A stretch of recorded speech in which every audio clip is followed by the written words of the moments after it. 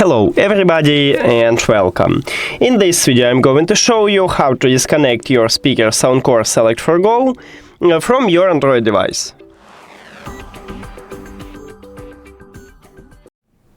You have to start by open Settings and then go to Connected Devices.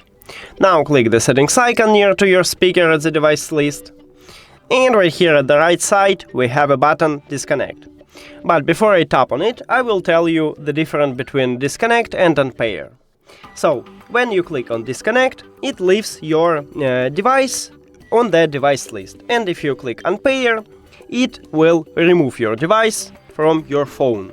So, let's tap on it, and now, as you can see, we have it at the device list.